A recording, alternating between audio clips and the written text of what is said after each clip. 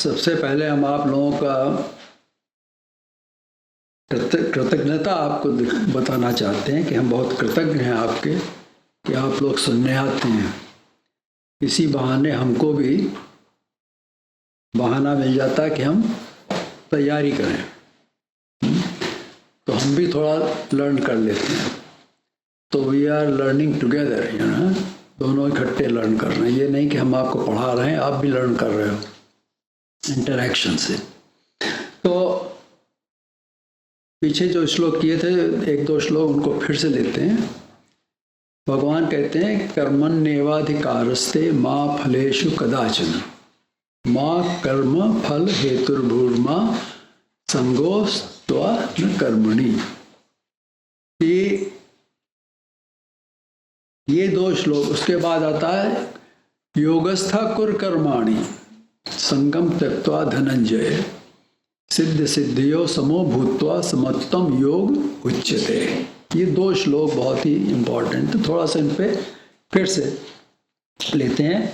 अभी जो आपको भजन सुनाया कबीर का कि आया था किस काम से, तो यहाँ पर इसका जवाब मिल रहा है। कर्म करने के लिए आए थे यहाँ पर मनुष्य शरीर के अंदर। केवल मनुष्य शरीर के अंदर ही आकर के जीव कर्म कर सकता है और किसी शरीर में कर्म नहीं कर सकता है। तो यहाँ इसका विवरण विस्तार से किया गया, भगवान ने इसको बताया है। भगवान ने पहले कहा कि आत्मा जो है वो क्या है, अमर है कि नहीं। उसको कुछ नहीं होता है, उसको ना काट सकते हो, ना उसको जला सकते हो, ना उसको पानी में गला सकते हो, कुछ नहीं कर सकते उसको। तो क्यों, पहली बात तो ये जानते ही नहीं हम आत्मा क्या है। जब जानोगे ही नहीं आत्मा क्या है, कहाँ ढूंढोगे उसको जाके, कैसे उसको जलाओगे, ये नहीं संभव है। तो मनुष्य जो अमर, जीव जो है वो आत्मा जो है अमर है। और कहा कि मनुष्य संसार में कर्म करने के लिए आता है। उसका पर्पस क्या है, संसार में आके कर्म करो। वो संसार में अपने उद्धार के लिए मनुष्य रूप में आता है। कैसे कर्म करो, जिससे अपना उद्धार हो। बाकी कर्म तो बेकार है, उससे कोई लाभ नहीं है, उसमें तो फंसते ही जाना है। लेकिन जो कर्म हमारे अपने उद्धार के लिए हम करते हैं, वो कर्म करने के लिए हमको भेजा गया मनुष्य शरीर के अंदर।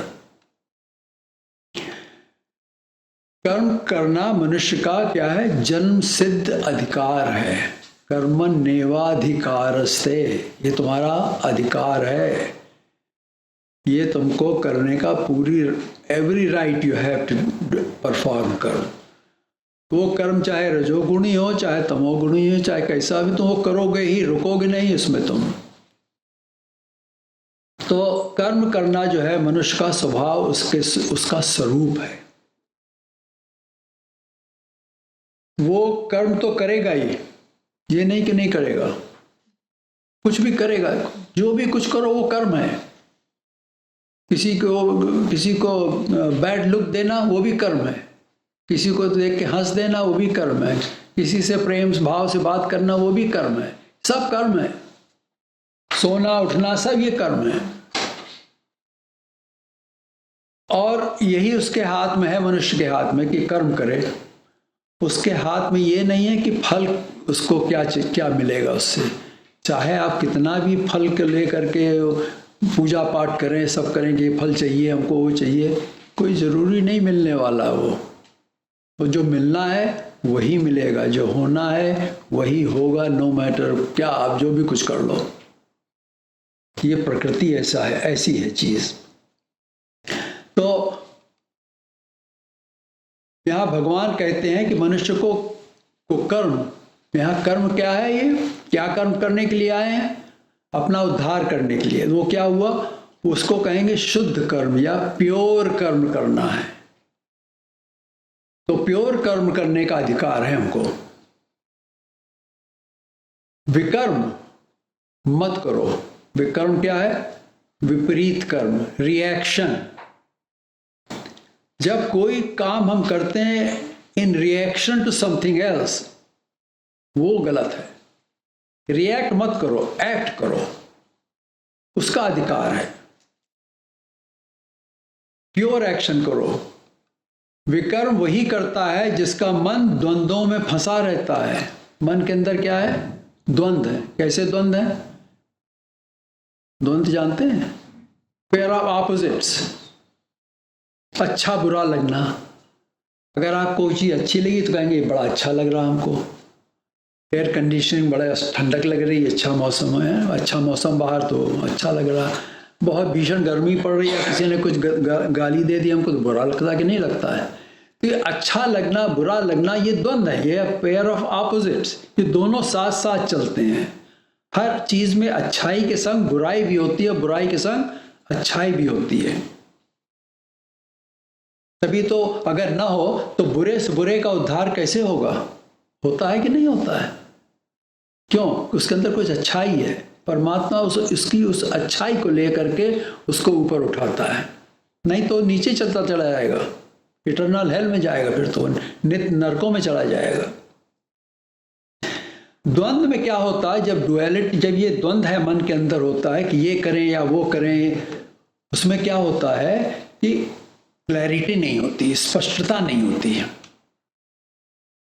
केवल उसके अंदर भ्रम होता है, कंफ्यूजन।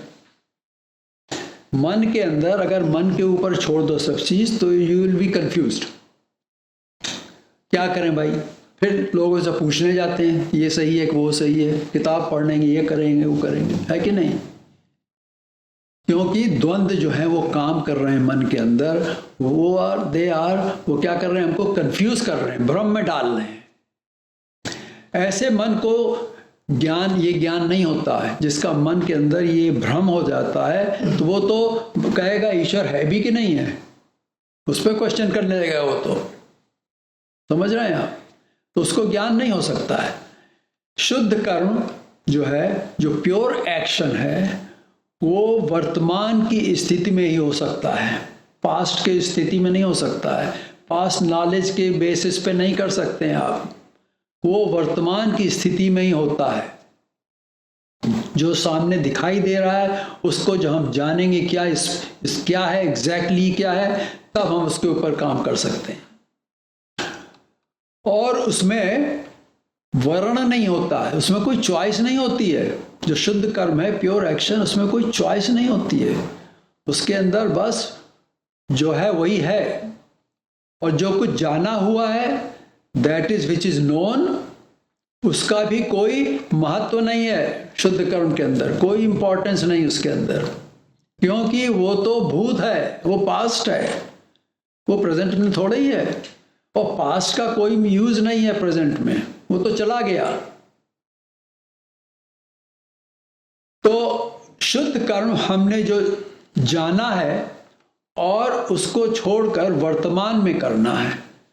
जो हमने पास्ट नॉलेज है उसको छोड़ करके वर्तमान में करना है। अब कैसे करें भाई? क्योंकि जब मन जो हम जाने हुए हैं उसके आधार पर कोई जब हम कार्य करते हैं, कर्म करते हैं, तो उसमें क्या होता है? फल की इच्छा पैदा हो जाती है। जब हम कोई कर्म पास्ट नॉलेज के बेसिस पे करते हैं तो उसके अंदर फल की इच्छा पैदा हो जाती। क्यों? क्योंकि पास्ट जो हमने देखा, हम देखते उसका क्या फल मिला था उसको, है कि नहीं? किसी ने कुछ किया, उसका ये फल मिला। वो नॉलेज हमारी पास्ट में मन के अंदर बैठी हुई है। अगर उस बेसिस पे हम कर्म करेंगे तो क्या होगा? हमारे अंदर वैसी ही फल की इच्छा बन जाएगी।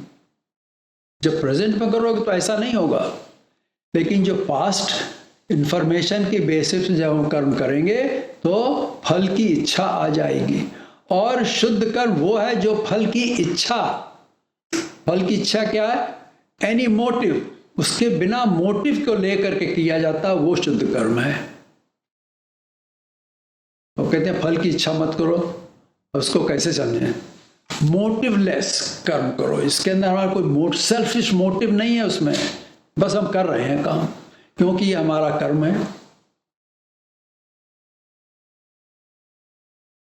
शुद्ध कर्म तभी संभव है जब हम परमात्मा मतलब डिवाइन के योग में आ जाते हैं। अब ये क्यों है ऐसा? परमात्मा हमेशा वर्तमान स्थिति होती है परमात्मा की। क्यों? ज्ञान कभी पुराना नहीं होता है। ज्ञान हमेशा नया रहता है, कभी बदलता ही नहीं। पुराना तो वो होगा जो बदलेगा। अगर कोई चीज़ बदल गई तो पुरानी हो गई। जैसे कि आपने कार खरीद ली, अब 10 साल के बाद कार पुरानी हो गई कि नहीं हो गई है? लेकिन ये ऐसी चीज़ है, परमात्मा का ज्ञान ऐसी चीज़ है, पुराना होता ही नहीं है, क्योंकि वो एब्सोल्यूट नॉलेज है। उसके अंदर कोई भी कमी नहीं है, वो टोटल कंप्लीट नॉलेज है वो, तो उसको पुरानी होगी नहीं। तो जब पुराना नहीं होता तो इसका मतलब उस ज्ञान के आधार पर जब हम कर्म करेंगे तो क्या होगा? वर्तमान में कर्म कर रहे हैं हम, always in the present we are acting. और वर्तमान में जो कर्म करते हैं वो क्या होगा? शुद्ध कर्म होगा। उसके अंदर कोई फल की इच्छा नहीं पैदा होगी, क्योंकि उसके पीछे कोई पुरानी नॉलेज है ही नहीं। और इस अव्यक्त के योग जो परमात्मा है, ये अव्यक्त है। ज्ञान भी अव्यक्त है कि नहीं है? दिखाई तो नहीं देता ज्ञान हमको। तो ये जो अव्यक्त है, उसके योग की स्थिति में जब हम उससे योग युक्त होते हैं, उससे मिल जाते हैं, अपने को जोड़ देते हैं ज्ञान से, तो ज्ञान के द्वारा ही परमात्मा से जुड़ सकते हैं। अभी जो आपको हमने दिखाई, ये गॉड जीन की बुक है ना, आत्मा हमेशा परमात्मा से मिलने के लिए तड़पती रहती है। समझ रहे हैं आप? आत्मा हमेशा परमात्मा से मिलने के लिए तड़पती रहती है, लेकिन वो फंस जाती है संसार के चक्कर में और उसी में चक्कर खाती रहती है। इसलिए जब उसको परमात्मा का ज्ञान होता है तब उसको बड़ा सुख मिलता है। समझे आप? क्योंकि वो परमात्मा का ज्ञान के अलावा सुख, ऐसा कोई सुख है ही नहीं दुनिया कहीं भी। तो यहां शुद्ध बुद्धि कार्य करती है। अब जैसा हमारा मन होगा और बुद्धि होगी, उसी तरह का हम कर्म करेंगे कि नहीं? अगर शुद्ध बुद्धि हमारी है, मन शुद्ध है, उसके अंदर किसी के लिए मैलस नहीं है, किसी के लिए कोई हमारे बुराई नहीं दिखाई देखते हैं किसी के अंदर, हम सबको एक साथ देखते हैं हम, तो हमारा कर्म कैसा होगा? शुद्ध कर्म होगा, प्योर कर्म होगा। अगर हमारे मन के अंदर मैलस है, तभी तो हमने कहा अपना आप पहचान, हमको अपने को पहचानना है कि हम हैं क्या, हमारा मन कैसा है। क्या मन के अंदर किसी के प्रति बुरी विचार हमारे अंदर आ रहे हैं, या किसी से प्रीति हो रही है? दोनों ही गलत है। तो यहां शुद्ध बुद्धि कार्य करती है, तो कर्म भी क्या होगा? शुद्ध कर्म होगा। So in this state we only act and we do not react. शुद्ध कर्म क्या है? एक्ट। कर्म करो, एक्ट करो, ये नहीं कहा कि तुम रिएक्ट करो, है कि नहीं? कर्म का अधिकार है, कर्म करने का अधिकार है, रिएक्ट करने का अधिकार नहीं दिया भगवान ने हमको। अब समझ आ रही बात? अब क्वेश्चन तो बताना हमको। तो यहीं पर न कोई अच्छा या कोई बुरा कर्म होगा, कोई भी कर्म न अच्छा होगा न बुरा होगा। इस स्थिति में, इन दिस स्टेट, जब हम ज्ञान को लेकर के वर्तमान में जो कर्म करेंगे परमात्मा के योग में जा करके, तो वो न कोई अच्छा होगा और न कोई बुरा होगा, केवल शुद्ध कर्म होगा, प्योर कर्म होगा, जिसको करने का हमको अधिकार मिला हुआ है, उसी का अधिकार मिला हमको, और दूसरी चीजों का अधिकार नहीं मिला है। ये कहीं हमने पढ़ा, कहीं आपने? ये शुद्ध कर्म करने का अधिकार मिला है। Act in the present, do not react. React करने में क्या होता है? किसी चीज के ऊपर रिएक्ट कर रहे हैं, तो हम किसी को सहारा लेकर के कर्म कर रहे हैं कि नहीं कर रहे हैं? अब वो पता नहीं कैसा सहारा है। तो आगे बढ़ते हैं। इसमें कोई वर्ण नहीं है। अब वर्ण के मतलब क्या होता है? कोई चॉइस नहीं है। अब इसको कैसे समझें? आप लोगों ने नट देखा है? नट जो उस रस्से पे चलता है? टाइट रोप वॉक जो करता है, कितने ऊंचाई पे करता है? क्या उसके पास चॉइस है कि इधर देखे उधर देखे?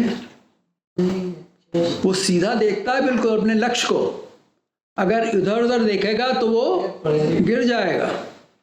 इसी तरह जो शुद्ध कर्म करना है उसमें कोई चॉइस नहीं है, बस सीधा देखते रहो, उस ज्ञान के आधार पे चलते रहो, नहीं तो गिर जाओगे।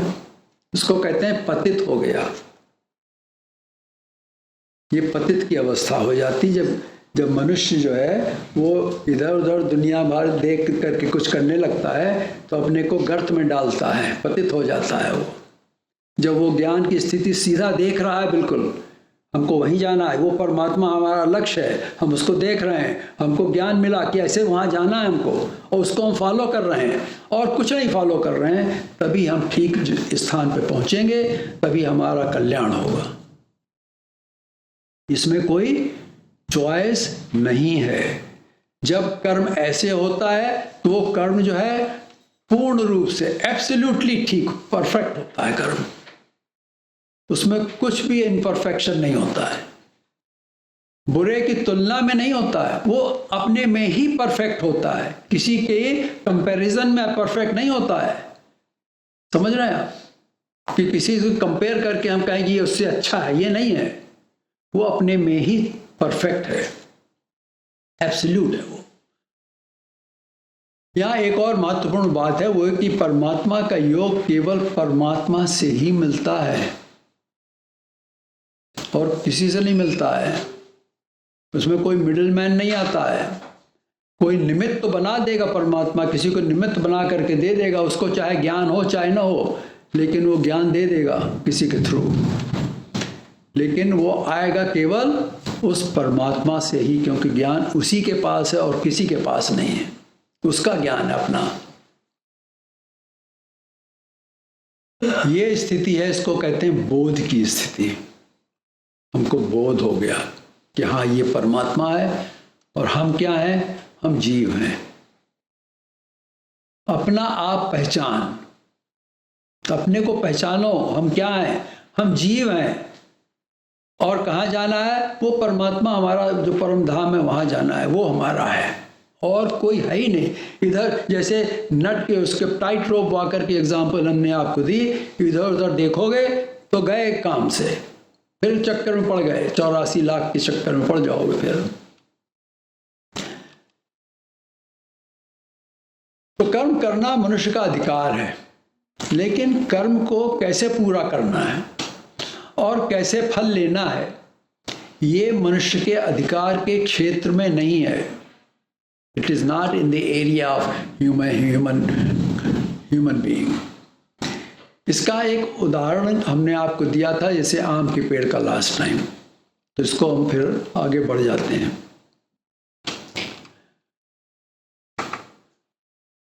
तो रजोगुणी कैसे कर्म करता है, तमोगुणी कैसे कर्म करता है और सतोगुणी कैसे कर्म करता है।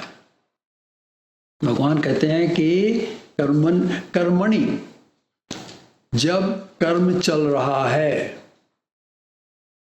ते अधिकार, उस कर्म में ही तेरा अधिकार है। जो प्रेजेंट में हो रहा है उसी में तेरा अधिकार है। माँ फलेषु कदाचन, उस समय तेरा अधिकार फल में नहीं है। जब कर्म कर रहे हो तो कर्म ही में करो और कुछ नहीं, फल के बारे में मत सोचो। तू आरंभ से ही फल की इच्छा मत कर कि मुझको ये फल मिलेगा इसलिए मैं ये कर्म करूंगा, गलत। भगवान कहते हैं कर्म के फल की इच्छा मत करो। और अब कर्म के फल की इच्छा हमने पहले बताया कि अभी आपको तभी होता है जब हम पास्ट नॉलेज के बेसिस पर कर्म करते हैं तो इच्छा बन जाती है उसमें। और इसके संग अकर्म के संग भी न चपको कि हम करेंगे नहीं, कर्म को फल नहीं मिले, हम कर्म नहीं करेंगे। तो अकर्म का अर्थ है कर्म न करना। और वो संभव है नहीं, करना तो वही कर्म। ये कार्य है तमोगुण का। तमोगुणी जो जिसका मन होता है, बुद्धि होती है, वो अकर्म में लगा रहता है, गलत काम करता रहता है। जिसकी बुद्धि तमोगुणी होती है उसके अंदर मोह होती है, उसके अंदर क्रोध आता है कि नहीं, दूसरों को कष्ट देता वो। और जिसके अंदर सतोगुणी होती वो सबका भला करने के लिए कर्म करता है। तो कहते हैं भगवान कहते तू कर्म तो करता रहे, रुको नहीं, कर्म तो करते रहो, एक दिन तो तुम्हारा कर्म ठीक हो ही जाएगा। निश्चयात्मक बुद्धि से कर्म करो। अब ये वर्ड जो है निश्चयात्मक बुद्धि, बुद्धि कैसी है? डिटर्मिनेट बुद्धि। कैसी बुद्धि? जिसके अंदर हमको पता है हमको क्या करना है और कैसे करना है। Determine, just one point, determine only on one point. एक बार निश्चय कर लो तो कार्य हो जाएगा। गीता के अनुसार यही कर्म करने का सूत्र इस सबके लिए है। ये चाहे वो गृहस्थ में हो, चाहे कोई कहीं भी हो। ये कहते हैं लोग गृहस्थ में रह करके नहीं हम कल्याण कर सकते, गलत है। गृहस्थ में रहकर भी कल्याण होता है। जो अभी सन्यासी नहीं बना उसे भी फल की इच्छा के बिना कर्म करना चाहिए, क्योंकि ये उसका कर्तव्य है, ड्यूटी है उसकी। इससे वो कर्म बहुत ऊंचा होगा, जो कर्म करेगा बहुत ऊंचा कर्म होगा। भगवान इसी बात को आगे जोर देकर कहते हैं योगस्थ कुरु कर्माणि। तुम्हें कर्म करना है, पर कैसे? योग में आकर के। योग का अर्थ है निष्काम कर्म योग। कर्म करो और भगवान के ऊपर छोड़ दो। पहले भगवान का नाम लेकर कर्म शुरू करो और उसके ऊपर छोड़ दो। कर्म ईश्वरार्पण बुद्धि से करो। इसीलिए भगवान ने कहा तू कर्म कर और योग क्षेम की चिंता तू मत कर, ये तो मैं चलाऊंगा। अगर तू कर्म करेगा ठीक से तो उसको मैं फल तो मैं दूंगा ही, मिलना है ही। अब और क्या कहते हैं? संगम त्यक्ता धनंजय, उसमें चिपको मत, नहीं तो दुख होगा। तो कर्म में आसक्ति छोड़ दो, नहीं तो क्या होगा? किसी चीज चिपक जाओ तो दुख होगा उससे फिर, क्योंकि कोई चीज तो बदल रही है और आप बदलना नहीं चाहते हैं, तो दुख होगा कि नहीं होगा? तो कर्म में आसक्ति छोड़ दो। सिद्ध असिद्धियों समो भूत्वा, कैसे हो जाओ? सिद्धि असिद्धि में बराबर सम हो जाओ। चाहे उसमें सिद्धि मिले कर्म में या असिद्धि हो, दोनों में अपने को बराबर रखो। डोंट लूज योर इक्विलिब्रियम, नहीं तो सब गड़बड़ हो जाएगा। और क्या करो? क्योंकि समत्व योग उच्चते, जो सम रहना, सिद्धि असिद्धि में बराबर रहना जो है सबसे ऊंचा योग है। इससे ऊंची चीज कोई है ही नहीं। इससे क्या होता है कि हमारा माइंड, हमारा मन जो है वो सम रहता, बराबर रहता है, वो ठीक निश्चय लेगा। फिर द्वंद्वों में संभाव को योग, असंभाव को योग कहते हैं। ये संभाव क्या है? ये समत्व क्या है? जो मन के अंदर द्वंद्व आ रहे हैं, ये करें या वो करें, ऐसा है वैसा है, अच्छा है बुरा है, जब इनको सम कर दो, इनमें बराबर हो जाओ, तो वो समत्व योग कहलाता है। जब मनुष्य द्वंद्वों में सम नहीं होता है तो वो आत्मवान नहीं बनता है। पढ़ चुके हैं क्या भगवान ने कहा? त्रैगुण्या विषया वेदा निस्त्रैगुण्या भवार्जुन है, तो निस्त्रैगुण्या भवार्जुन। और आगे क्या कहा? नित्य सत्वस्थो निर्योग क्षेम आत्मवान। जब तुम नित्य सत्व में अपने को स्थित करोगे, नित्य सत्व मतलब परमात्मा, हमने आपको बताया 3 सत्व होते हैं, तो उसमें अल्टीमेट जो है एक सत्व है, एक शुद्ध सत्व है और एक नित्य सत्व है। तो नित्य सत्व जो है वो परमात्मा है। तो उसमें जब स्थित हो जाओगे तो क्या होगा? तब काम बनेगा। निर्योग क्षेम आत्मवान, तब तुम क्या बनोगे? आत्मा वाले बन जाओगे। तुम अपनी आत्मा को पहचानोगे, तब अपनी आत्मा को पहचानोगे जब नित्य सत्य में चले जाओगे, तब आत्मवान, आत्मा वाला हो जाओ, अपने आत्मा वाले हो जाओगे तुम कि हमारी आत्मा, हम है आत्मा। और उससे क्या होगा? यहां पर जाकर द्वंद में फंस गए तो ये आत्मवान नहीं बन पाओगे। जब आत्मवान बन गए तो क्या हुआ? भगवान कहते हैं निर्योग क्षेम। योग क्षेम छोड़ दो, ये मत सोचो हम तुम्हारा कल्याण कर देंगे, तुम्हारी सब जरूरतें हम पूरी कर देंगे, उसके लिए कोई चिंता मत करो। लेकिन तुमको नित्य सत्य में स्थित होना है। जब परमात्मा में हम अपने को स्थिर कर देंगे तो परमात्मा हमारी पूरे काम करेगा, हमारे सब काम वही करेगा। फिर उसकी शक्तियां हमारे लिए काम करेंगी, उसमें कोई बाधा नहीं आएगी। क्यों? क्योंकि हम उस हाईएस्ट पावर के अधीन हो गए, अपने को अधीन कर दिया हमने, उसकी शरण में चले गए, वो हमको प्रोटेक्ट करेगा और कोई कुछ कर ही नहीं सकता फिर तो उसमें। और जो ये ऐसा नहीं करता है उसका क्या होता है? अपना बल, उसका जो अपना आत्मा का बल है वो क्षीण करता है अपने को, उसको खत्म करता जाता है, उसका बल खत्म हो जाता है, उसके अंदर कोई ताकत नहीं रहती है। लेकिन जो ऐसा करता है, नित्य सत्य में स्थित करता है अपने को, तो वो उसको क्या होता है? उसकी आत्मा जो है पावरफुल हो जाती है, वो देखने लगती है कि वो आत्मवान बन जाता है।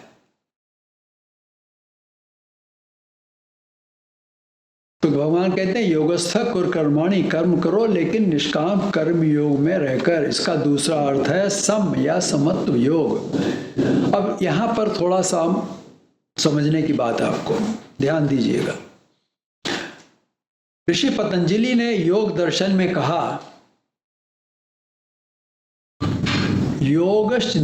योगश्चित्त वृत्ति निरोध, उनका दूसरा सूत्र है इसमें। योग चित्त की वृत्ति के निरोध को कहते हैं। योग क्या है? चित्त की वृत्ति के निरोध को कहते हैं। अब देखना चित्त क्या है और ये वृत्ति क्या चीज है जिसका हमको निरोध करना है, जिसको हमको रोकना है। निरोध का मतलब स्टॉप इट, रोको इसको।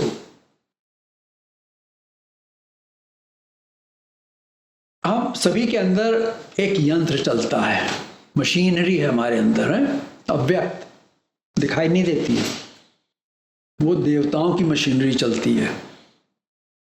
उसको कहेंगे, ये हम कहेंगे यंत्र चलता है। इस यंत्र के 4 भाग हैं। ये हैं इंद्रिय, मन, बुद्धि और अहंकार। इंद्रिय, मन, बुद्धि, अहंकार, 10 इंद्रियां हैं। 5 बाह्य इंद्रियां, 5 अंदर इंद्रियां हैं। 10 इंद्रियां, जो एक ज्ञानेंद्रियां और कर्मेंद्रियां, 5 कर्मेंद्रियां हैं, 5 ज्ञानेंद्रियां हैं, तो 10 इंद्रियां हो गई। एक मन है, एक बुद्धि है और अहंकार भी उसके संग लगा हुआ है। क्योंकि ये अंदर काम करते हैं इसलिए इनको अंतःकरण कहते हैं। करण मतलब इंस्ट्रूमेंट, जो इंस्ट्रूमेंट अंदर काम कर रहा है वो अंतःकरण हो गया। ये सब जिस क्षेत्र में कार्य करते हैं, जिस एरिया में ये सब काम हो रहा है, इनका काम होता है, उसको कहते हैं चित्त। समझ आई बात? चित्त के अंदर सब काम हो रहा है, क्योंकि चित्त क्या है? चेतना है। हमने बहुत दिनों पहले, जब पहले करते थे गीता, आपको बताया था लेवल ऑफ कॉन्शियसनेस का एक कर्व दिखाया था हमने आपको। Highest level of consciousness human being में होती है अमंग्स ऑल एनिमल्स। और ह्यूमन बीइंग अपने कॉन्शियसनेस को ऊपर उठा सकता है, देवताओं तक ले जा सकता है, परमात्मा तक ले जा सकता है। जो हाईएस्ट कॉन्शियसनेस है वहां तक ले जा सकता है। तो ये जो कॉन्शियसनेस है, ये एक एरिया ऑफ एक्टिविटी है। उसके अंदर मन भी काम कर रहा है, इंद्रियां भी काम कर रही हैं, बुद्धि भी काम कर रही है, अहंकार भी काम कर रहा है। ये सब उसके अंदर काम करते हैं। इसको हम क्या कहते हैं? चित्त। तो इन चारों के कार्य जो चित्त में विचार आते रहते हैं, इनको कहते हैं वृत्ति। इन चारों के जो काम होते हैं, किसके? इंद्रिय, मन, बुद्धि और अहंकार। इन चारों का जो कार्य होते हैं चित्त के अंदर, उनको कहते हैं वृत्ति। वृत्ति का अर्थ है, इसको समझो, वर्लपूल। वर्लपूल जानते हैं? घूमता रहता है जैसे, जिसमें घूमते जाते हैं, डूब जाते हैं उसमें जाकर के। नदी में। तो जो वृत्ति है वो क्या करती है? It's like a Whirlpool.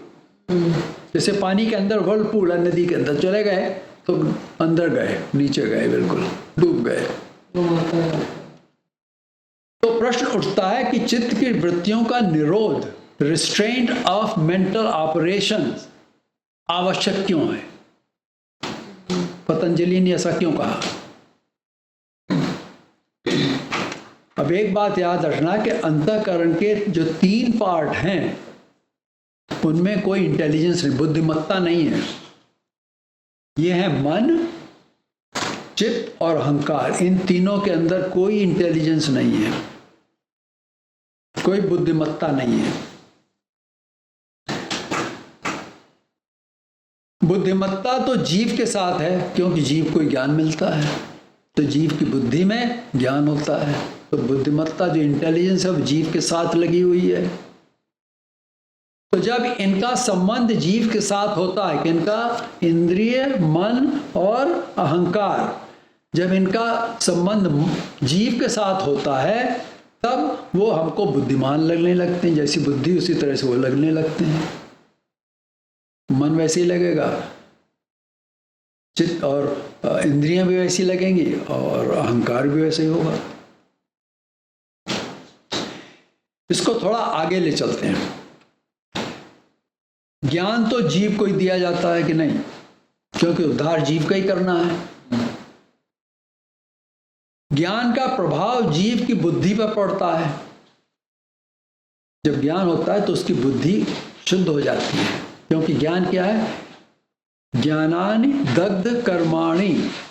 ज्ञान ऐसी अग्नि है जो सब कर्मों को भस्म कर देती है, हर चीज को शुद्ध कर देती है। किसी चीज को शुद्ध करना है, सोने को, तो अग्नि में डालते हैं कि नहीं डालते हैं?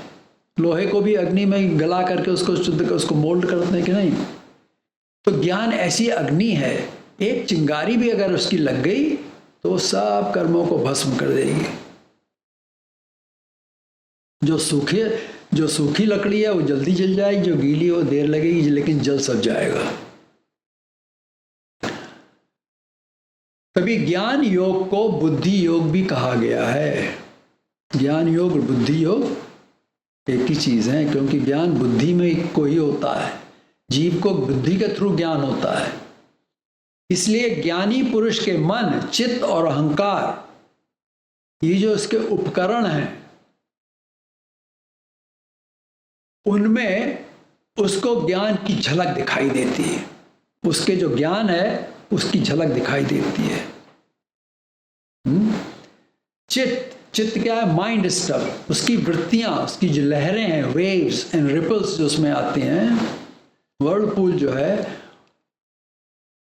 जो जब वो तब पैदा होती है जब बाहर जो हो रहा है उसका अतिक्रमण होता है। When external causes impinge on it, किस पे?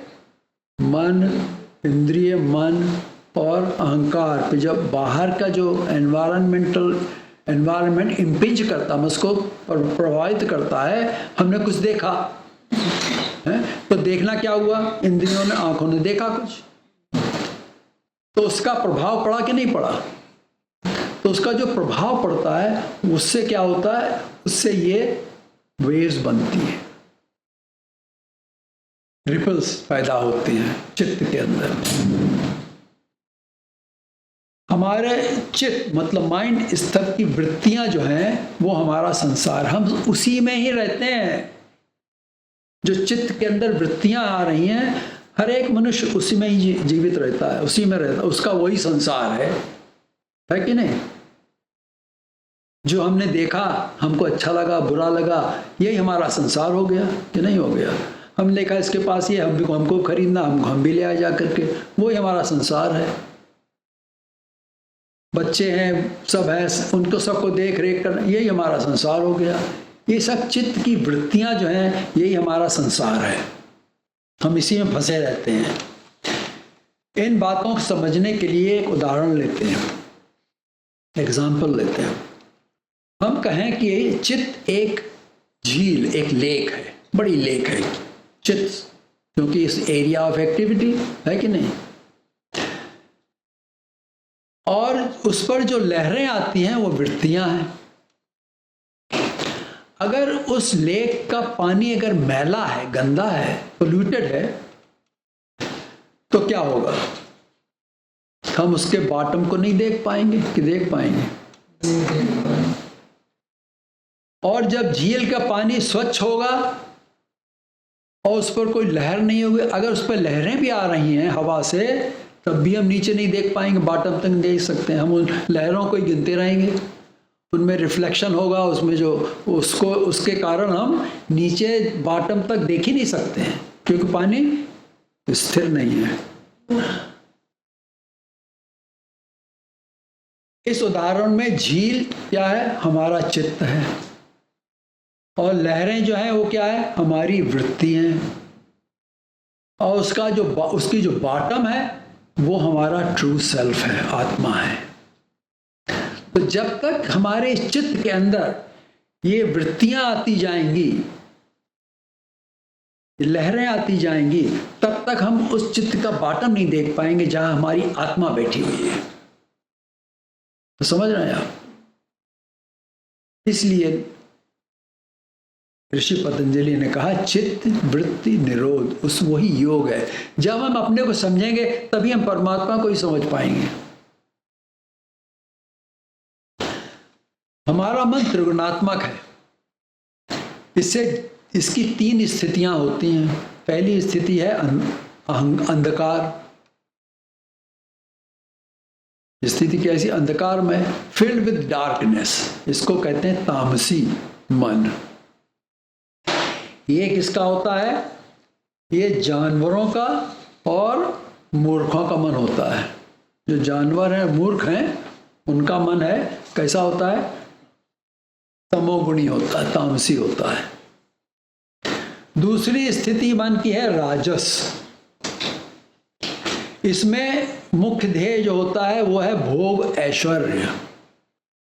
लोगों को लूटपाट करो, जो भी कुछ करना, अपना उल्लू सीधा करो, पैसा बनाओ, पैसे में रहो, ऐश्वर्य, दूसरों के ऊपर राज करो, भोग करो, सब दुनिया के सब भोग करो और राज करो। ये रजोगुणी है। और अंत में वो स्थिति है जिसमें कोई लहर नहीं है। चित्त क्या है? शांत है, बिल्कुल शांत। ये सत्व की स्थिति है। सत्व में जब नित्य सत्वस्थो, भगवान याद रखिए, भगवान ने क्या कहा? नित्य सत्वस्थो, नित्य सत्व में जाओ। वहां पर कोई लहर है ही नहीं, बिल्कुल शांत, काम है, बिल्कुल हर चीज शांति है पूरी। यहां शांति है, इसका अर्थ ये नहीं कि वहां कुछ हो नहीं रहा है। अब ये मत समझिए वो कुछ, क्योंकि हम तो कहते हैं लहरें आ रही, भाई कुछ हो रहा है यहाँ पर है? लेकिन जब शांत है, बिल्कुल कुछ हो, दिखाई नहीं दे रहा क्या हो रहा है, इसका मतलब ये नहीं हो कुछ हो नहीं रहा है, बल्कि वहां अत्यधिक सक्रिय स्थिति है। बहुत ही कुछ हो रहा है, हमको पता नहीं क्या हो रहा है, बहुत कुछ हो रहा है वहां पर। शांत रहने के लिए अत्यधिक शक्ति चाहिए। अपने को शांत रखने के लिए बहुत पावर चाहिए। क्यों? चंचल ही मन कृष्ण। मन को रोकना है। उसको कैसे रोकोगे? जब तक शक्ति नहीं है तब कैसे रोकोगे? तो शांत रहने के लिए बहुत शक्ति चाहिए, अपार शक्ति चाहिए। इसलिए परमात्मा की शरण में जाना पड़ता है। चित्त की वृत्तियों को रोकने के लिए मन को सत्व में ले जाना है। रजोगुण से, तमोगुण से हटा करके कहाँ ले जाना है? सतोगुण में ले जाना है। तो चित्त एक प्रवाह है और उस पर जो लहरें आ रही हैं उन्हें वृत्ति कहते हैं। मनुष्य के चित्त की वृत्तियां उसमें चंचलता लाती हैं।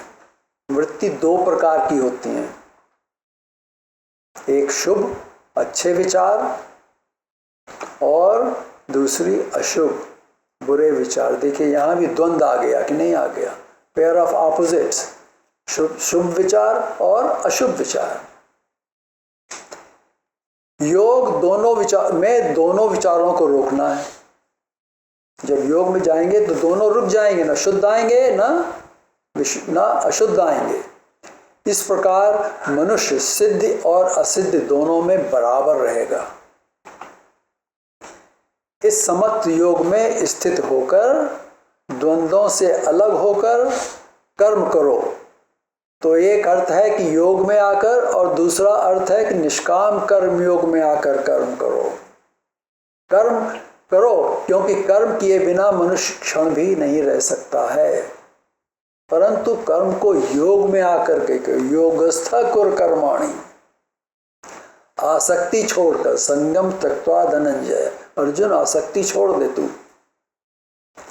सिद्धि असिद्धि में सम हो जाओ कि जीतोगे या हारोगे ये मत सोचो जो युद्ध कर रहे हो, क्योंकि यही समत्व योग है, निष्काम कर्म योग है। अब 5वें अध्याय में ये आया, ऐसा जो करता है वो कैसे रहता है संसार में? जैसे पद्म पत्र विभावसा। क्यों? जो मनुष्य आसक्ति छोड़कर कर्म करता है उसे कोई पाप नहीं लगता है, क्योंकि वो ऐसे रहता है जैसे जल में कमल। उसको कोई मतलब ही नहीं है, जल उसको छू नहीं पाता है। उसमें लगा तो है लेकिन उसके अंदर नहीं जा सकता है। और 18वें अध्याय में भगवान ने फिर यही कहा है कि ये कर्म करना मेरा स्वभाव है, ऐसा समझते हुए आसक्ति और फल को छोड़कर कर्म करो। ये जान करके अपना आप पहचान, अपने को पहचानो कि ये कर्म करना हमारा स्वभाव है, हमारा नेचर है कर्म करना। जब तक हम ये नहीं जाने कर्म करना हमारा नेचर है तब तक कैसे कर्म करेंगे? ठीक कर्म हो नहीं सकता। ये जान करके कर्म करना हमारा स्वभाव है। फल पे फल नहीं, फल को छोड़ दो, कर्म करो।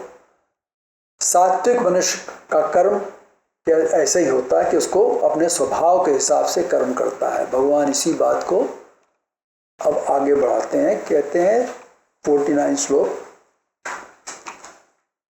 दूरेण ह्यवरं कर्म बुद्धि योगात् धनंजय बुद्धौ शरणमन्विच्छ कृपणाः फलहेतवः। और अगला एक और आगे श्लोक है, बुद्धि युक्तो जहातीह। बुद्धि युक्तो जहातीह उभे सुकृत दुष्कृते तस्माद् योगाय युज्यस्व योगः कर्मसु कौशलम्। तो इन 2 श्लोकों में भगवान ने योग का लक्षण बताया है, कैरेक्टरिस्टिक ऑफ योग। 50 श्लोक 50 के अंत में कहा योगः कर्मसु कौशलम।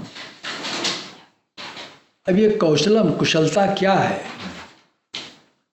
ये देखना है। कुशलता को क्या कहेंगे अंग्रेजी में? स्किल। स्किलफुल कैसे कर्म करो।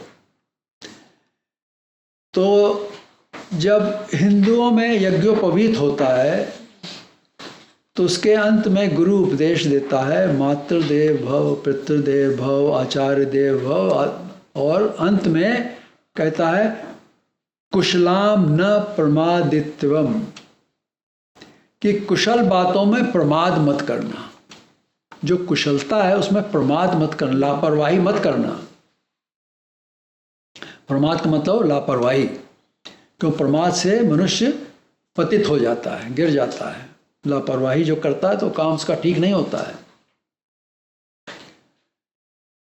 तो कुशल शब्द बनता है कुश शब्द, कुश से। कुश एक घास होती है, वो घास जहाँ पैदा होती है उसको यज्ञ वगैरह में कुछ घास का बहुत प्रयोग करते हैं। तो वो जहाँ पैदा होती है बहुत कांटे बहुत होते हैं झाड़ियों में वहाँ पर, तो वहाँ बड़े केयरफुल रह करके उसको चुनना पड़ता है। तो इससे बना कुशल, और फिर इसी से बनता आगे जाकर के कौशल। लोगों का नाम भी कौशल होता है कि नहीं होता है? तो यज्ञ में इस घास का प्रयोग होता है। तो कर्म में जो कौशल है वो योगी है, वही योगी है। कर्म करने में जो कौशल है, आर्टिस्ट, उसको आर्ट आता है, art of doing acting, art of doing कर्म, वो जो है वही कुशलता है, वही योग है। दूरेणे ह्यवशा कर्म बुद्धि योग धनंजय। साधारण कर्म, साधारण कर्म कौन सा हुआ? हमने पहले बताया आपको शुद्ध कर्म। अब ये साधारण कर्म कौन सा है? सकाम कर्म, जो हम किसी इच्छा के लिए करते हैं, इच्छा को लेकर जो कर्म करते हैं। ये क्या है? आवरम। ये बिल्कुल ही निकृष्ट है, भगवान कह रहे हैं। जो किसी कामना को लेकर के कर्म करते हैं हम, वो बहुत ही निकृष्ट है। निकृष्ट मतलब क्या? गया बीता, बहुत डाउन ट्रॉडन है वो। इससे नीचा है बुद्धि योगात। बुद्धि योग की अपेक्षा सकाम कर्म बिल्कुल निकृष्ट है। इसलिए बुद्धौ शरणं गच्छन्ति कृपणा फल हेतवा। तू समबुद्धि की शरण में जा, अर्जुन से कह रहे हैं भगवान। समबुद्धि को अपना कोई भी कर्म करते हुए उसमें हेतु मत रख। सभी कर्मों को ईश्वर अर्पण करते हुए कर्मों को कर। कृपणा फल हेतवा। फल की इच्छा करके कर्म करने वाले क्या कहलाते हैं? कृपण, चोर, अत्यंत दीन होते हैं। जो फल की इच्छा लेकर के कोई कर्म करता है वो बहुत निकृष्ट दीन लोग होते हैं, गिरे बीते। उनको चोर भी कहा गया है। वेदों में उसे कहा गया स्तेन एवसः। जो अपने लिए ही सब काम करता है वो चोर है। उसको संसार में बहुत कम मिलता है। अपने लिए कौन काम करता है? सब जो स्वार्थी होता है वो और किसी की परवाह नहीं करता है। जबकि ये प्रकृति, भगवान ने कहा सबसे मिल बांट के रहो, खाओ, ऐसे करो, लेकिन उसको अपने ही खा के बैठ जाता है। तो उसको क्या हो गया? चोर हो गया कि नहीं हो गया? बुद्धि युक्तो जहाती है उभय सुकृत दुष्कृते। जिस मनुष्य को ईश्वर ज्ञान मिल गया है, बुद्धि युक्तो, बुद्धि उसकी युक्त हो गई ज्ञान से, उसे न तो पुण्य और न ही पाप करने की आवश्यकता है। उसको कोई इच्छा ही नहीं, न पुण्य करने की इच्छा है न पाप करने की इच्छा है। वो सब करता ही है ईश्वर के नाम से। तस्मात् युजस्व योगाय युजस्व। इसलिए अर्जुन तू योग में लग जा, तू भूमा बन और अल्प की अपेक्षा असीम और यथार्थ सुख है जहाँ पर भूमा में। योगा कर्मसु कौशलम। कुशलता पूर्वक निष्काम योग से कर्म करना ही योग कहलाता है। वही क्या है? वही ज्ञान कहलाता है और वही मोक्ष मार्ग है। इसलिए ज्ञानी बन, भगवान कहते हैं ज्ञानी बन। मोक्ष की इच्छा से कर्म कर। कैसी इच्छा हमारी होना चाहिए? हमको मोक्ष चाहिए, संसार से मुक्ति चाहिए, ऐसे कर्म करो और धीरे धीरे अपने को ऊंचा उठाओ। उद्धार क्या है? उद्धार के क्या मतलब होता है? ऊर्ध्व करना। ऊर्ध्व का मतलब ऊपर जाना, अपने को ऊपर उठाना, ये उद्धार कहलाता है। उसमें परमात्मा सहायता करता है। नीचे जाने में परमात्मा नहीं सहायता करता है, वो तो ऑटोमेटिक चले ही जाओगे। लेकिन ऊपर उठने में मेहनत लगती कि नहीं लगती? ऊपर जाने में तो उसके लिए परमात्मा शक्ति देता है कि ऊपर उठाता है, हमको सहायता करता है। अगर हम थोड़ा गिर जाते हैं, जैसे कि माँ बाप होते हैं, बच्चा चलना सीख रहा है और वो कहीं गिर गया तो उसको उठा करके हृदय से लगा लेते हैं, कहते हैं फिर चल भाई, चल आगे बढ़। इसी तरह से परमात्मा है। भगवान कहते हैं संसार में रहते हुए इस प्रकार से कर्म करता जा। तो पहले भगवान ने समत्व और अब कर्म करने में कुशलता को योग कहा है। अब अगला श्लोक लेते हैं कि ये ऐसे जो करते हैं कर्म, वे पहुंचते कहां पर हैं। ये अगले श्लोक में आता है। कर्मजं बुद्धियुक्ता हि फलं त्यक्त्वा मनीषिणः जन्मबन्धविनिर्मुक्ताः पदं गच्छन्त्यनामयम्। समत्व बुद्धि से युक्त मनीषी, मनीषिणा भगवान कहते हैं। मनीषी कौन होता है?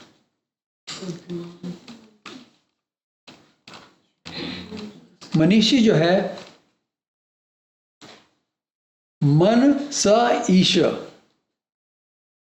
जिसका मन की इच्छाओं पर संयम है। मनीषी कौन है?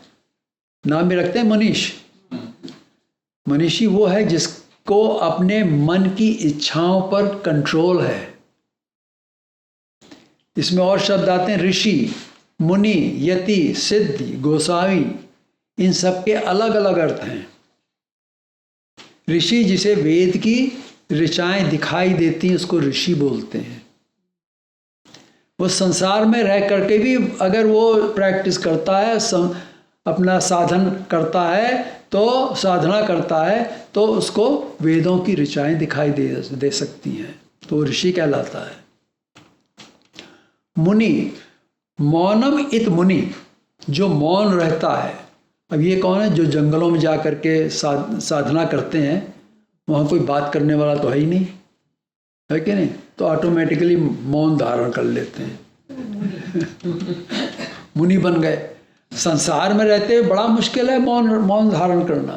तो ट्राई करिए थोड़ा, एक दिन कि बोलेंगे नहीं हम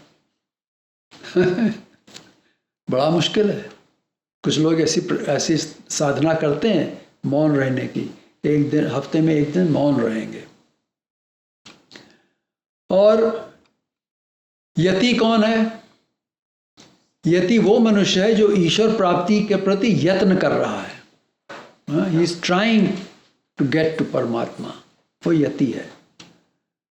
और सिद्ध जो तपस्या करके ऐसे स्तर पर पहुंच गया कि उसको गर्मी, सर्दी, सुख, दुख कुछ नहीं लगते हैं, वो क्या हो गया? सिद्ध पुरुष हो गया।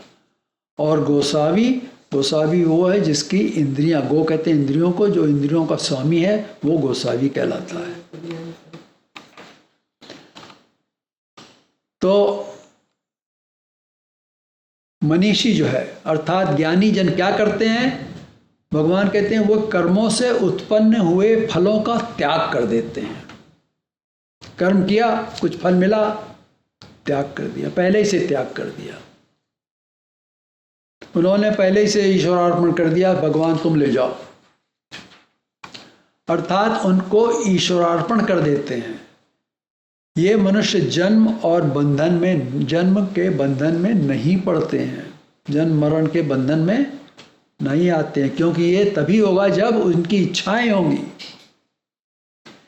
गीता के 8वें अध्याय में भगवान ने कहा, अंत काले च मामेव स्मरण मुक्त्वा कलेवरम या प्रयाति स मद्भाव याति नास्तस्य संशय। जो मनुष्य अंतकाल के 4 घड़ी में भी मुझको याद कर लेता है और याद करते हुए शरीर छोड़ देता है, त्याग देता है। ये नहीं कि लड़ रहा है कि हमको नहीं मरना, हमको नहीं जाना, अरे हमको बचाओ, नहीं, वो त्याग दिया, कर दिया। उसने कहा ये तो मिट्टी का शरीर है, हो गया काम खत्म, चलो छोड़ो इसको। वो कहे, भगवान कहते हैं मुझको ही प्राप्त होता है, 4 घड़ी कितना टाइम होता है? एक घड़ी कितने की होती है? 24 मिनट की। 24 मिनट की। तो 24 टाइम्स 4 कितना हुआ? 96 मिनट। मरने के विदिन 96 मिनट भगवान को याद करता रहे, वो मर चला जाए, अपने शरीर को छोड़ दे, भगवान कहते हैं वो भी मुझको ही मिलता है। इसमें कोई डाउट नहीं, संशय नहीं, भगवान कह रहे हैं। परंतु अंतकाल में वही ईश्वर को याद करेगा जिसने जीवन भर अभ्यास किया हुआ है और जिसकी इच्छाएं नहीं होंगी। क्योंकि अंत समय क्या होता है, जिस मनुष्य की मृत्यु अकस्मात हो जाती है, एक्सीडेंटल हो गई मृत्यु, उसके प्राण निकलने में समय नहीं लगता, तो मर गया, प्राण निकल गए। लेकिन जो दूसरे जो होते हैं उनके प्राण निकलने में समय लगता है। They don't just die like that, उनमें टाइम लगता है। मृत्यु के समय उसके सामने जीवन का सारा चक्र घूमता है। उसने जीवन में क्या किया, किससे उसको लगाव है, किससे उसको घृणा है, क्या है, उसने क्या किया, सब उसके पूरा दृश्य उसको दिखाया जाता है। तो वो उन्हीं बातों को याद करेगा जो वो सारे जीवन करता आया है कि नहीं? साधारणतः लोग, मनुष्य क्या करते हैं, उस समय उन्हीं को बुलाते हैं जिनमें उनकी आसक्ति होती है। अरे भाई बड़े बेटे को बुलाओ, उसको बुलाओ, है ना। प्राण नहीं निकल रहे हैं जब तक वो नहीं आएगा। जिनमें उनकी आसक्ति, उसी को बुलाते हैं वो। ऐसे मनुष्य जन्म बंधन में फिर आते हैं, उनकी वासना बन जाती है अंदर से। भगवान कहते हैं जो मनुष्य कर्म फल का त्याग, निष्काम कर्म कर देते हैं, वे विमुक्ता नाम, वो क्या होते हैं, जन्म बंध से मुक्त हो जाते हैं और वे ऐसे पद पर पहुंच जाते हैं जहां क्या है, अनामय, दुख नहीं है, सुखी सुख है, आनंद ही आनंद है। आमय का अर्थ है दुख, अनामय उसका ऑपोजिट हो गया, जहां दुख नहीं है। जहां दुख नहीं हुआ क्या होगा, सुख। जब मनुष्य वृद्ध हो जाता है तो यहां उसके सामने उद्देश्य नहीं होता है कि नहीं? जिंदगी भर क्या किया, नौकरी करी, पैसा बनाया, खाया पिया, इधर देखा उधर देखा, कुछ घूम फिर आए, दुनिया घूम आए। हम तो बस, हम कहाँ जा रहे हैं, हम वहाँ गए थे, हाँ वहाँ गए थे, क्या देखा, अरे बड़ा अच्छा मकान बने हैं, बड़ी अच्छी सड़कें हैं, लौट के घर आए, सब देख के आ गए, पिक्चर लेके आ गए, बस। क्या हुआ उसमें, ये क्या देख करके आए? ये प्रपंची का विस्तार तो देख करके आए। आज है कल नहीं रहेगा, खत्म हो जाएगा वो। आजकल हो रहा है कि नहीं हो रहा है? फ्लड आ गई, सब मकान कहाँ सब बह गए, सड़कें बह गई, बांध टूट गए। तो हम जो देख करके आए वो मन के अंदर बनी रही, पिक्चर बनी रही, अब उसको हम याद करते हैं। मृत्यु के टाइम पर वो उसी को याद करेंगे हम फिर, जिसके अंदर हमारा लगाव है, आसक्ति है। तो जिसके अंदर हमारा लगाव, जिसके अंदर आसक्ति है, उसी ओर हम फिर अगले जन्म में जाएंगे। तो अगर अनासक्त भाव से कर्म किया, जहाँ आसक्ति नहीं है, किसी चपके नहीं, बस कर्म कर रहे हैं क्यों, हमारा एक कर्तव्य है, कर रहे हैं, पूरा कर रहे हैं, उसके हमको ना लेना ना देना, कुछ मतलब नहीं हमको, तब क्या होगा? तो मृत्यु के टाइम पर उसको जब ज्ञान हो गया परमात्मा, तो परमात्मा ही तो याद आएगा उसको, कि नहीं याद आएगा? तो हमें जीवन में कर्म करके अपने को ऊर्ध्व करना है, ऊंचा उठाना है। हिंदू धर्म में मनुष्य को क्या बनना है? सिद्धार्थ। मनुष्य को उसके जीवन के जो अर्थ हैं, लक्ष्य हैं, गोल्स जो हैं उसके, उनको सिद्ध करना है, अर्थों को सिद्ध करना, वो सिद्धार्थ कहलाता है। इसके कितने, मनुष्य के कितने लक्ष्य हैं? 4 हैं, धर्म, अर्थ, काम, मोक्ष। इनमें धर्म और मोक्ष, ये 2 सतोगुण हैं। और अर्थ और काम, इनसे आसक्ति बढ़ जाती है, इनमें तमोगुण आ जाता है। इसको क्या कहते हैं, अब ये ध्यान से सुनिए, इसको कहते हैं कलिल। कलिल का मतलब कीचड़। कीचड़ है ना, कीचड़ में पैर पड़ गया, जाके धोएंगे हम उसको, पूरी मिट्टी निकलती भी नहीं आसानी से, तो इसको कहते हैं कलिल। और जब इनमें इनके बीच में चलते हैं, जो तमोगुण था वो क्या था, कलिल। जब उनके बीच में चलते हैं तो क्या होता है, रजोगुण। एक तरफ सतोगुण है, एक तरफ तमोगुण है, और बीच में क्या है, रजोगुण। तो मनुष्य को जीवन की अंतिम अवस्था में अपने कर्मों को के संचय को काटना है। जितने हमने कर्म करके जोड़ रखे हैं उनको काट काट के अलग करना अपने से। वहाँ चपके हुए हमारे ऊपर, उनको निकालना, हमको अपने को धोना है। ये कलिल की तरह है, कीचड़। जैसे कीचड़ को धोते हैं पानी से, उसी तरह से हमको अपने कर्मों को भी धोना है। ये जीवन इसीलिए दिया गया है। तो मनुष्य को जीवन की अंतिम अवस्था में अपने कर्मों के संचय को काटना है। इन्हें बढ़ाने की कोई आवश्यकता नहीं है। इनको ज़्यादा नरिश मत करो। ये बढ़ाएंगे तो जैसे लता होती है ना, पेड़ पे चढ़ जाती है, तो वैसे ही है, पकड़ लेगी। इसलिए अगले 2 श्लोक जिसमें इसी के लिए आते हैं, भगवान कहते हैं तदा ते मोहकलिलं बुद्धिर्व्यतितरिष्यति तदा गन्तासि निर्वेदं श्रोतव्यस्य श्रुतस्य च। और अगला श्लोक, श्रुति विप्रतिपन्ना ते यदा स्थास्यति निश्चला समाधावचला बुद्धिः तदा योगमवाप्स्यसि। गीता में योग शब्द का प्रयोग सही कर्म की पूर्वापेक्षा, मतलब pre requisite for the right action, उसके लिए किया गया है। क्या, योग शब्द जो है, योग शब्द जो है ये राइट एक्शन की प्री रिक्विजिट है। विदाउट उसके बगैर राइट एक्शन होगा ही नहीं, बगैर योग के। ये तभी होगा जब मन प्रत्येक प्रभावों से मुक्त हो जाएगा।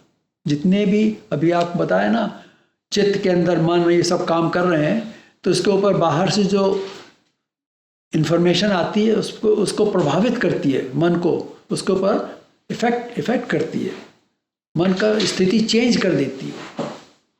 तो जब ये युक्त हो जाएगा योग से, तो क्या होगा, तो वो इन प्रभावों से मुक्त हो जाएगा। He will be free from all these effects, influences. भगवान कहते हैं, हे अर्जुन, अभी तू मोह रूपी कलिल में फंसा हुआ है। क्योंकि अर्जुन युद्ध नहीं करना चाहता था। उसका धर्म क्या था, युद्ध करो, और युद्ध करने के तैयार होकर के भी आया था कि चलो युद्ध करेंगे। लेकिन फिर उसका मन जो है बहक गया। तो भगवान कहते हैं, अभी क्या है, तू मोह रूपी कलिल में फंसा, उसको मोह हो गया था। तो मोह क्या है, कीचड़, उसमें फंस गया तू। अब कीचड़ में अगर पहले जैसे चलाते थे ना रथ वगैरह, अब कीचड़ के अंदर चलाएंगे तो आगे बढ़ते ही नहीं, फंस जाता है उसके अंदर दलदल में। तो ये है मोह। मोह ऐसी चीज़ है जो हमको उसमें फंसा देती है, हम निकल ही नहीं पाते हैं फिर उससे। ये कीचड़ 2 प्रकार की होती हैं। एक जो है वो है काम, और दूसरा जो है वो है लोभ। तो ये जो काम है, इसके लिए गीता में क्या कहा भगवान ने। भगवान कहते हैं, ये 3 अध्याय में, कामेषु क्रोधेषु रजोगुण समद्भवा महाशनो महापाप्य विद्य में वैरिणम। क्या है ये, वैरी है तुम्हारा। कहते हैं काम और क्रोध। काम से ही, ये रजोगुण से उत्पन्न होता है क्या? काम। कामना क्या है? रजोगुण से पैदा होती है। और ये काम ही क्या है? इसी से क्रोध पैदा होता है। जब कामना पूरी नहीं होती है तो क्रोध आ जाता है। ये बहुत खाने वाला है। कहते हैं महाशना, ये बहुत बड़ा बड़ा पेट वाला है, इसका पेट भरता ही नहीं है। जो काम है उसी में क्रोध भी है और उसका पेट नहीं भरता, इतना पेटू है वो। और क्या है? महापाप्य, मतलब बहुत बड़ा पापी है ये। एनम, इसको ही इस विषय में वैरिणम, तू क्या कर? वैरी विद, वैरी जान, ये तुम्हारा वैरी है। क्या? काम। और काम से ही क्रोध पैदा होता है। ये कैसे होता है? रजोगुण से होता है। तो ये जो दलदल कीचड़ की बात हो रही है, इसमें एक तो है ये काम है। इसी को फिर आगे क्या कहते हैं भगवान काम के लिए? कहते हैं घूमे न धूमे न व्रियते विहर यथा दशे मलेन च यथा उल्लबेन यावृत गर्भ तथा तेन इदम आवृतम। कहते हैं जिस प्रकार धुएं से अग्नि धुआं क्या करता? अग्नि को ढांक देता है। मैल से मट्टी लग गई, उससे क्या? दर्पण, शीशा ढक जाता, दिखाई नहीं देता कुछ उसके अंदर।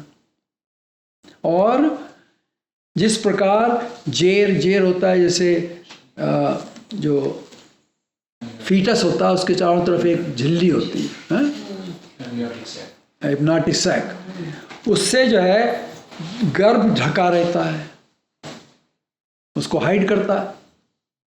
वैसे ही काम के द्वारा ये जो काम है, इसको जो पहले वैरी बताया, इसके कारण ये जो ज्ञान है वो ढक जाता है, मनुष्य का ज्ञान चला जाता है, उसके अंदर ज्ञान नहीं रहता है।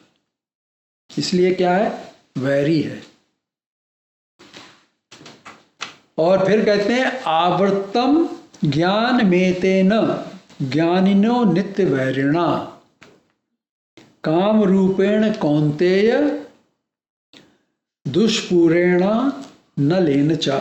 कहते हैं भगवान कि हे महाबाहो, तू इस काम रूपी दुरासत जो है, दुर्जय जो है, उस शत्रु को, तुम्हारा एनिमी है, इसको तू मार डाल, काम को मार डालो।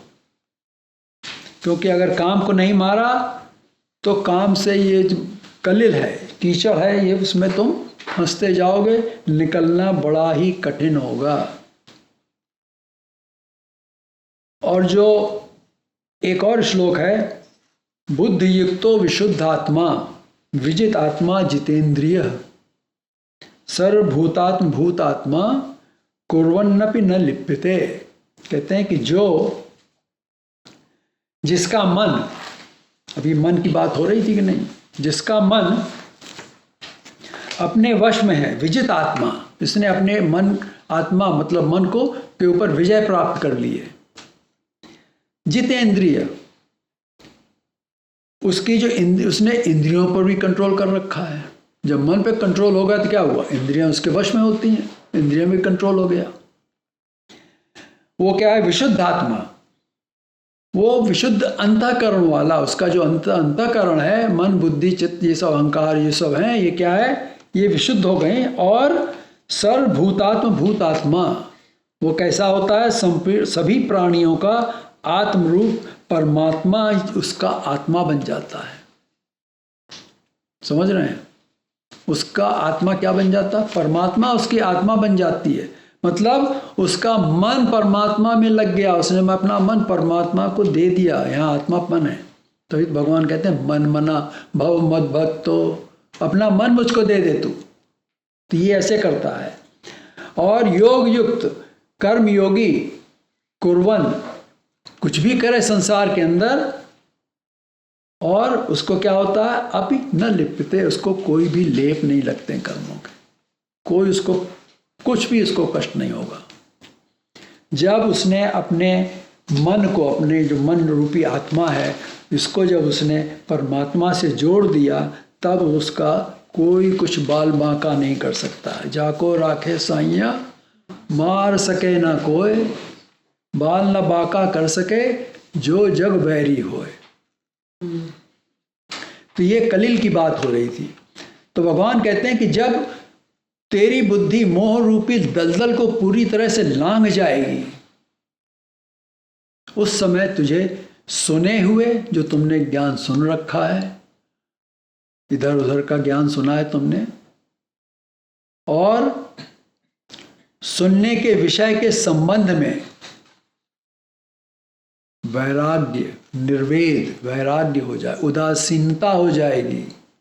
आपको उसको कुछ अच्छा नहीं लगता, संसार का ज्ञान उसका है, उसको कुछ उसमें आनंद नहीं आता है। किसको? जिसका मन परमात्मा में लग गया है। संसार तो चलता रहता, चलने तो क्या फर्क पड़ता है। आए हैं सो जाएंगे, राजा रंक फकीर, क्या फर्क पड़ना है। हम पीछे पढ़ाए हैं श्लोक 24-25 में कि जागृति में आत्मा की अल्प अवस्था होती है और सुषुप्ति में जीवात्मा को भूमा अवस्था प्राप्त होती है। जागृत अवस्था में जीवात्मा के व्यक्तिगत अभिमान जागृत रहते हैं। जो हमारे पर्सनल ईगोज हैं, they are alive, they are active. और सुषुप्ति में जीवात्मा का वैयक्तिक अहंकार लीन हो जाता है। जब सुषुप्ति में चला जाता है तो उसका जो अहंकार है वो कहाँ चला जाता है? अहंकार लीन हो जाता, बिल्कुल मिल जाता, बिल्कुल डिल्यूट हो जाता, उसका कोई फर्क नहीं पड़ता, उसको कोई असर नहीं होता। उसके साथ उसके सारे दुख भी दूर हो जाते हैं। किसके? जो भूमा में पहुंच गया, सुषुप्ति में पहुंच गया। ऐसा मनुष्य आनंद रूपी पद को प्राप्त करता है, उसको आनंद आता है, सुख मिलता है। इस पद को वो तभी प्राप्त करता है जब वो बुद्धि युक्त, समबुद्धि से युक्त मनीषी, मन और इंद्रियों का दमन करने वाला और कर्मजम फलम त्यक्त्वा, कर्मों से उत्पन्न होने वाले, कर्मों से जनित उत्पन्न होने वाले फलों को त्याग देता है। जो उसने कर्म करे हैं, उनको जो फल है मिले हैं उसको त्याग देता है। तो मनुष्य को क्या करना चाहिए? जब चौथी अवस्था में पहुंचा, वृद्धावस्था में, तो सब चीज़ों को पकड़ के नहीं रखना चाहिए। जितनी आवश्यकता है जीवन में उसको रखो, बाकी सब बांट दो, जिनको देना दे दो। नहीं तो रखे रहोगे, पकड़े रहोगे तो लोग कहेंगे कब मरेगा बूढ़ा, तब मिले हमको, है कि नहीं? तो इसलिए अपने जितना तुमको जरूरत है अपने जीवन के लिए उतना रखो। यहाँ तो आराम है, सोशल सिक्योरिटी मिलती है नहीं? तो और बाकी सब बांट दो, खत्म। जिससे वो जब वो अभी नौजवान है तब उनकी ज़रूरतें वो पूरी हो कर लें अपनी, समझे आप? तो ये वो जो कर्म फल है उसको क्या तो उसको छोड़ देता है। कर्म से जो फल उत्पन्न हुए हैं उनको त्याग कर देता है। जब मनुष्य का निजी स्वभाव इन तीन स्थितियों वाला हो जाता है तब वो मानवीय उन्नति की चरम सीमा पर पहुंच जाता है। He is at the peak of human life, humanity. इसके प्रति मनुष्य को जो करना है वो भगवान श्लोक 52 और 53 में कह रहे हैं। यहाँ पर साधारण मनुष्य की बुद्धि उन्नति होने का क्रम बताया गया है। जब साधारण मनुष्य की बुद्धि योग अवस्था में पहुँच जाती है, वो 4 अवस्थाओं को पार करके वहाँ पहुँचती है। पहली अवस्था क्या है? मोह कलिल अवस्था। इस अवस्था में मनुष्य विषयों से मोहित होकर, विषय किसके? इंद्रियों के जो विषय हैं उनसे मोहित हो जाता है, डिल्यूडेड हो जाता है, डिल्यूजन पर चला जाता है और उस मोह रूपी कीचड़ में फंसा रहता है, उसी में लगा रहता है। अब ये कैसे हैं, किसके हैं? नेत्र, कर्ण, त्वचा, रसना और नासिका, ये इंद्रियां जो हैं इनके द्वारा मोहित होता है। कैसे? नेत्र से, नेत्र का विषय क्या है? रूप। देखते हैं कोई बड़ा सुंदर है, बड़ी सुंदर है या कुरूप है तो उस पर कमेंट करने लगते हैं कि नहीं, अरे वाह कितनी मेकअप लगाया है, तब भी क्या कितनी अच्छे लगा है कि नहीं। तो स्वरूप और कुरूप ये नेत्रों का विषय है। इस तरह से नेत्र फंसाते हैं मनुष्य को। त्वचा, उससे क्या होता है? स्पर्श। त्वचा का क्या है? स्पर्श, विषय स्पर्श है। छुआ, बड़ा नरम सरम लगा है, बड़ा अच्छी चीज़ है, बड़ी मखमली कपड़ा है ये, है? या फिर उस पर टाट देखा तो बड़ा रफ है, इसको क्या करना है।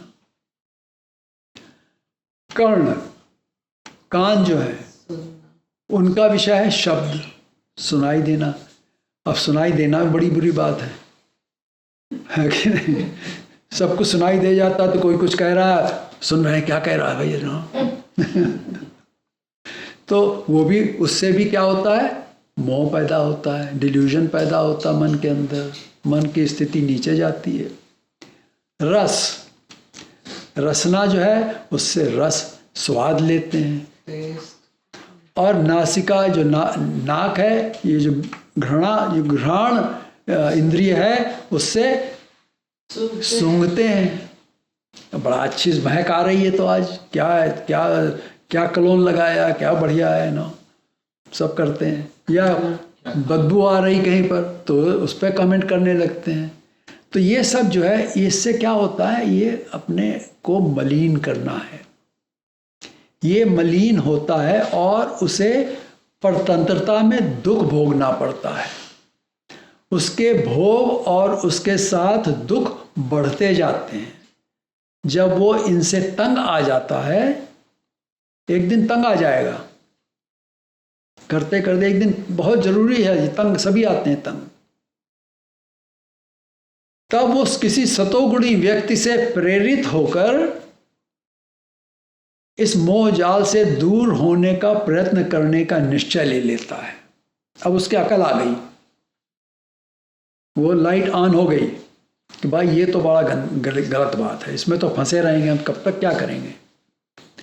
तो फिर वो सतोगुणी किसी उसको मिलता है कोई सतोगुणी मनुष्य, तो उससे वो प्रेरित होता है, उसको इन्फ्लुएंस होता है और वो निश्चय कर लेता है कि हम प्रयत्न करेंगे इससे दूर होने का। इन विषय भोगों को जनित मलिनताओं का वो किस प्रकार, वो कैसे धोता है, जो मलिनता आती है मन के अंदर, उसको वो कैसे धोता है। अब मलिनता क्या है? मलिनता है काम। कीचड़ जो है काम है एक तो काम को कैसे धोया जाएगा? कहा ना कीचड़ लग जाती है उसको धोते हैं, तो काम को कैसे धोया जाए? काम को धोने के लिए ब्रह्मचर्य का पालन करना पड़ता है। महती शक्ति के लिए आचरण करना, ये काम को मारना है। लोभ हो गया दूसरा। काम और लोभ एक ही चीज है, एक कॉइन की दो साइड्स हैं। काम है जड़ चेतन के प्रति इच्छा करना और लोभ है जड़ के प्रति इच्छा करना। लेकिन इच्छा दोनों को प्राप्त करने की वो एक ही है। तो काम कैसे उसने कंट्रोल करना है? ब्रह्मचर्य पालन करना। लोभ जो जड़ के प्रति इच्छा है, उसके लिए क्या? अपरिग्रह व्रत करना है। जोड़ना नहीं चीज़ों को कि ये भी मिल गया ले आए, उठा के ले आए, ये मेंटल पे ये रख दिया, वो कर दिया, ये फोटो लगा दी। जोड़ते रहता इंसान, है कि नहीं? बाद में एक दिन वो तंग आ जाता है सब जोड़ जाड़ के, कितना कूड़ा भर गया, घर छोटा पड़ने लगा तो फिर फेंकने लगता है। तो आजकल क्या है, 1-800 जंक आता ना। तो जो चीज़ खरीद कर रखी है उनका बस ले आए, देख अच्छी लगी ले आए, उसका कोई इस्तेमाल नहीं है कोई खास, तो बाद में तंग आ जाता है। इसी तरह से ये जो है, ये मोह से तंग आ जाता है आदमी धीरे धीरे। और तीसरा है क्रोध। ये कलिल एक तीसरा क्या है? क्रोध। तो काम, लोभ और क्रोध। क्रोध पे कैसे धोया जाता है? अहिंसा। क्रोध को मारने के लिए अहिंसा व्रत का पालन करना पड़ता है।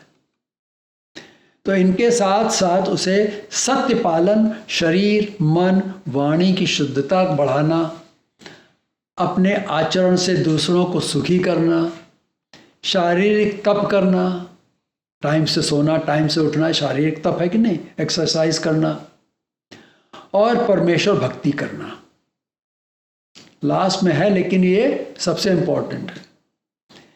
इन उपायों के द्वारा मनुष्य मलिनता से अपने को बचा सकता है, मोह कलिल से अपने को बचा सकता है।